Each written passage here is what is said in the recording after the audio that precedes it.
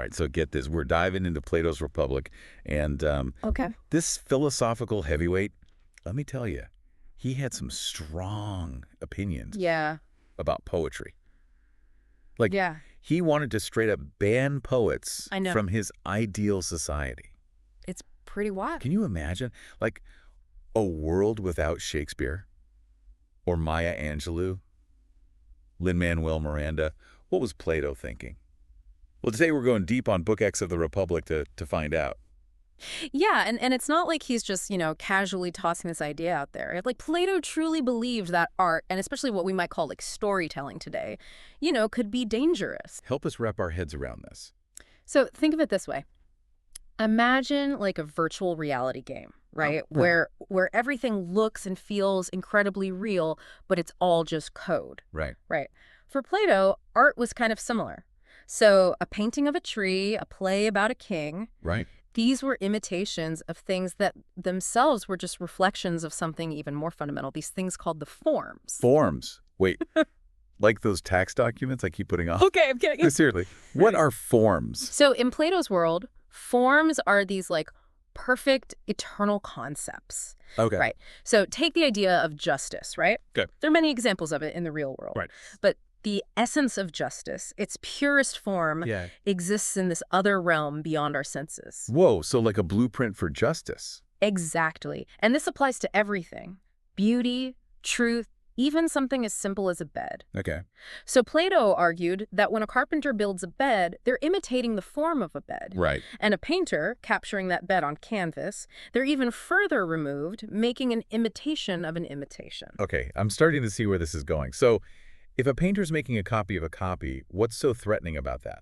Well, for Plato, each step away from the forms was a step away from truth Oh. and towards illusion. Okay. And poets, those masters of storytelling, he saw them as especially problematic because they weren't just imitating objects, they were imitating human emotions and actions. And he wasn't a fan of that. Let's just say he had concerns. Plato felt that poets, for all their eloquence and skill, were often more interested in crafting a compelling narrative than in conveying factual truth. He even called out Homer, questioning whether this legendary storyteller had ever actually lived the experiences he wrote about with such authority.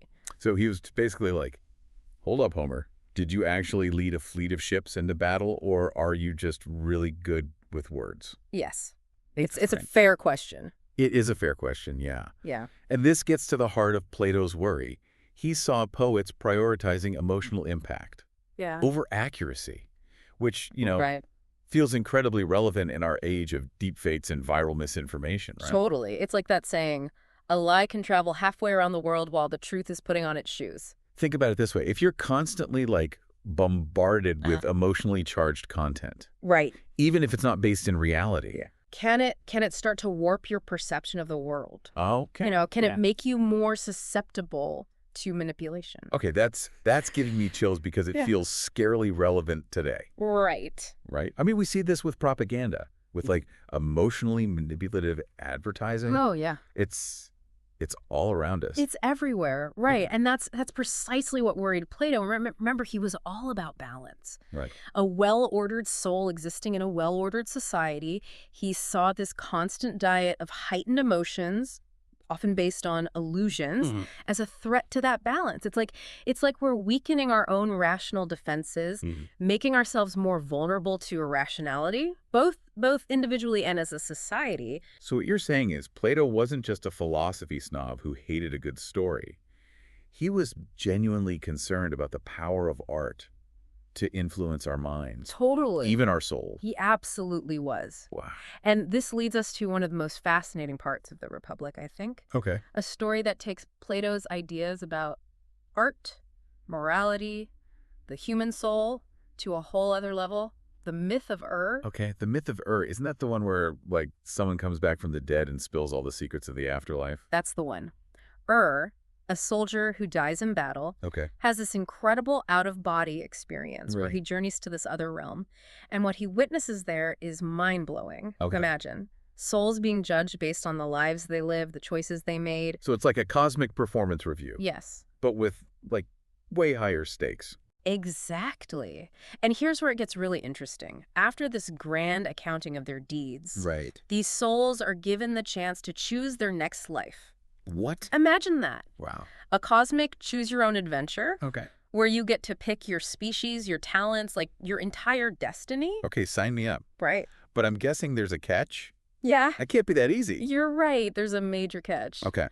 Plato describes how souls who hadn't learned from their past mistakes, Okay. who hadn't cultivated wisdom and virtue, often ended up making the same bad choices all over again. Oh, no. Right. They were drawn to the same temptations, the same, like, fleeting pleasures that ultimately led to suffering. It's like they were stuck in a loop, repeating the same patterns Yes. over and over again. Yeah. But this time, they were choosing it.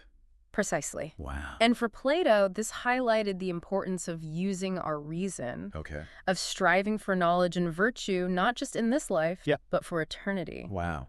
And this is where his argument about art circles back. He Yeah. wasn't saying all art is bad, but he believed that truly good art should guide us towards wisdom, Right. towards making those soul-elevating choices. So instead of just, like, getting swept away by a powerful story, Yeah. we should be asking ourselves, what is this story teaching me? Yes. What choices am I making in my life that might lead me down a similar path? Yeah, you're getting it. And this is where the myth of becomes so powerful, right? Right. It's not just a cool story about the afterlife. It's a Yeah. call to action. Yeah. A reminder that we have this incredible capacity to learn. To grow, Yeah. to choose a better path Right. in this life, and as Plato believed, in the next. Wow. So it sounds like Plato wasn't, trying to create some kind of artless utopia Right. where, like, nobody can enjoy a good story. Right. He just wanted us to be more mindful Yes. about the stories that we consume Right. and how they shape us. 100%. Yeah. He wasn't anti-art. He was pro-wisdom. Okay.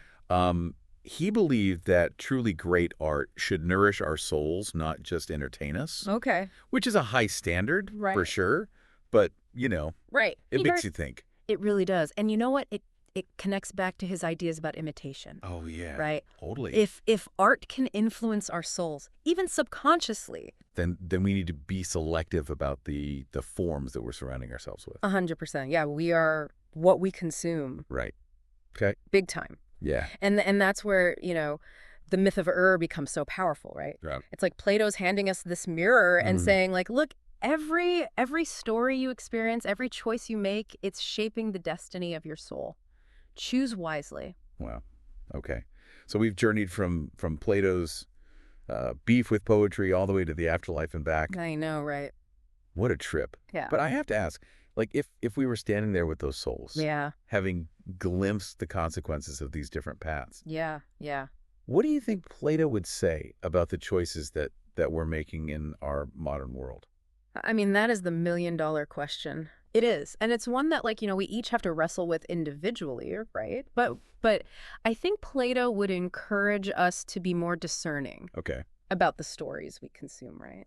Yeah. Are they leading us towards truth, beauty, and justice? Or are they keeping us trapped in a cycle of fleeting pleasures and shallow desires? It's almost like he's saying, like, don't just binge watch that show. Right. Think about what it's doing to your soul. Yep. Like, is it making you a better, wiser person? Right. And I think he'd be even more concerned today, honestly, in a world that's just like, Right. saturated Yeah. with information, with entertainment, with stimulation.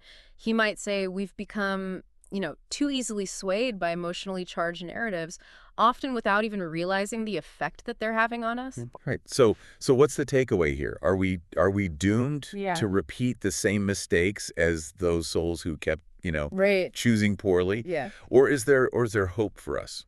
No, there's always hope, right? Okay. Remember, like, that power of choice lies within each of us.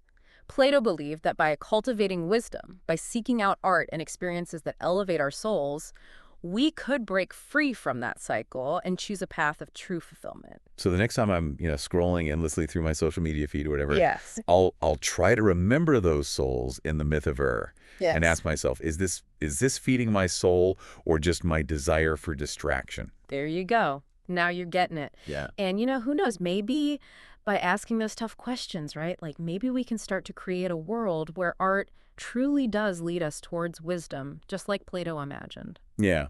It's a worthy goal. Well, on that note, we'll wrap up this deep dive into Plato's Republic. Awesome. Thanks for joining us on this philosophical journey. It's been a pleasure exploring these timeless ideas with you. My pleasure. Until next time, keep seeking wisdom, keep making mindful choices, and keep asking those big questions.